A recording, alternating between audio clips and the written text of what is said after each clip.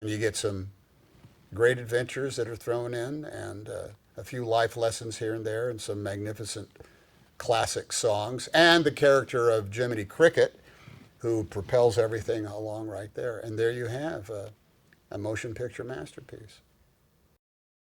Unless you're kind of extremely well versed in the technological things that are going to happen after the fact, it can really screw you up. You know, you could just not make, you can, like just drowning, just swimming in water or spinning something. There's like, okay, here's what we have to do, Tom. You have some version of, we have to suspend you upside down, which won't look like it when we have it. You have to have a mouthful of this water, then have to spit it right there, but you can't spit it that way. You have to spit it that way. And you have to wait for a very specific moment when you do it.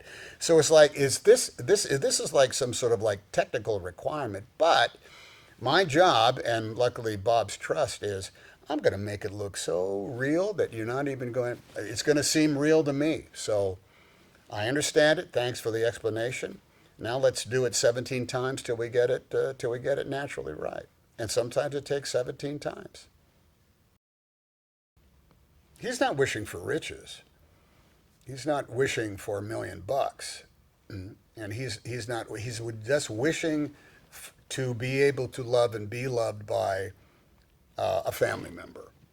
I mean, my Lord, is there a more primal desire of anybody on the planet Earth than what Geppetto goes for?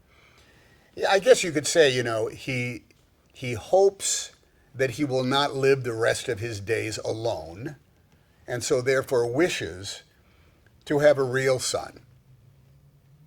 That's about as perfect a wish as you're going to have for anything, because it's all about being loved and having someone to love. It's beautiful.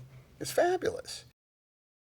I think Geppetto is very much in touch with who he is, what he lacks, what he's good at, what he once had, what he's lost, and has learned all the lessons. But he's an old man. Pinocchio is young, so he's a kid.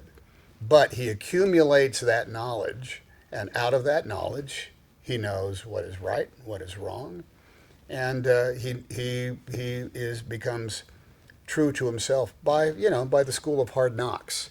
I guess the lesson of a movie like as Pinocchio is like, pay attention when you're enrolled in the school of hard knocks, and try to come out of there with at least a bachelor's degree.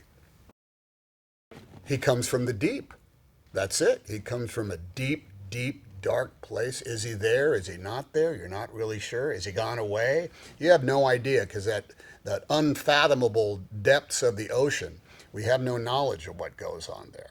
So when he shows up, it's a total surprise, and he's scary, and he's scary because he comes from seemingly nowhere, but actually he's down on his familiar turf.